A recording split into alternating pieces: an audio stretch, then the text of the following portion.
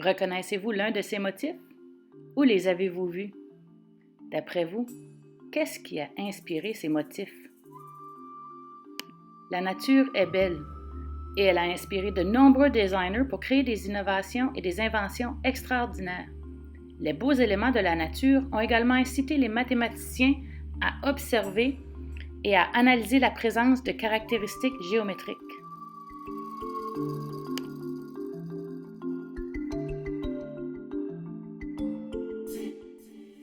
Prenez les plantes par exemple. Les structures ramifiées, les feuilles et les fleurs épanouies présentent des dispositions uniques. Examinons de près ces structures naturelles. Nous reconnaîtrons que certains éléments ont été répétés dans des dispositions spéciales pour former ces motifs, comme si la nature avait son propre code. Pouvons-nous imiter ces modèles en donnant des instructions étape par étape à un ordinateur?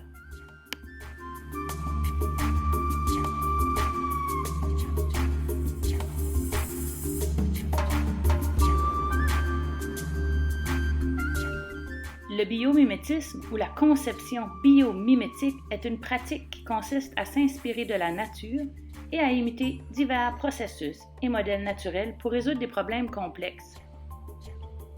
Commençons par étudier l'exemple d'un arbre. Les arbres ont ce que les mathématiciens appellent des formes autosimilaires semblables. Le tronc a des branches et ces branches divergent en branches plus petites, qui forment des branches ultérieures encore plus petites. Ce processus se répète de nombreuses fois jusqu'à ce que nous arrivions à une région super petite qui ne peut pas être divisée davantage. Si l'on regarde de près, la forme des petites branches ressemble à la forme des grandes branches, qui, elles, ressemblent à l'arbre en entier. Une partie ressemble à l'ensemble. Cette propriété est appelée autosimilarité. Un modèle avec un ensemble défini de règles est copié encore et encore sur plusieurs niveaux avec seulement des changements incrémentaux dans les niveaux. Comment pouvons-nous reproduire ce modèle arborescent en créant des formes autosimilaires? Ce processus, consistant à dessiner des images autosimilaires de manière répétée, s'appelle la récursion. Voici comment. Dessinez la lettre Y. Dessinez maintenant deux Y plus petits à partir de l'extrémité de chaque branche en changeant la direction. Répétez, répétez encore et encore. À l'aide de la récursion, nous allons essayer de programmer des structures autosimilaires arborescentes. Nous allons utiliser une version de l'interface de programmation de Processing basée sur un navigateur. Rendez-vous à openprocessing.org. Open Processing vous permet non seulement de créer vos propres dessins virtuels, mais aussi de vous inspirer des idées des autres personnes.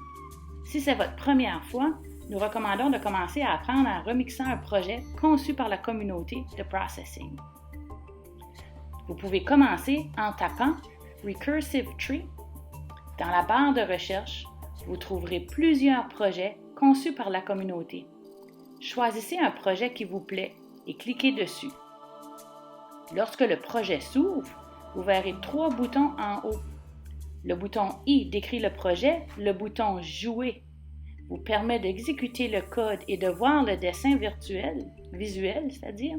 Le code est réexécuté chaque fois que vous appuyez le bouton. En cliquant sur le 3e bouton, vous pouvez voir le code. Essayez de faire de petits changements en modifiant le code et en cliquant sur le bouton de lecture après avoir effectué les changements. Commencez par modifier une chose à la fois.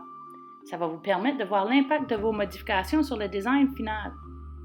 Au fur et à mesure que vous effectuerez ces changements, vous explorerez le but de chaque ligne.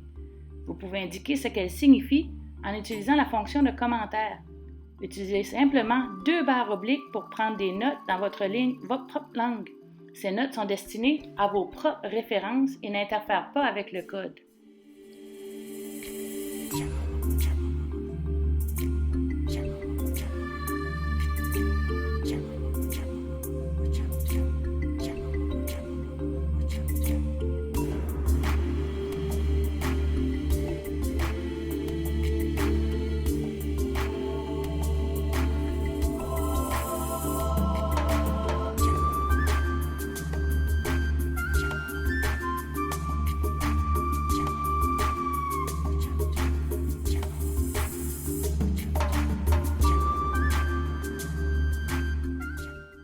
comprendre le code, tout comme l'apprentissage d'une nouvelle langue, l'apprentissage d'un nouveau langage informatique peut être délicat et frustrant.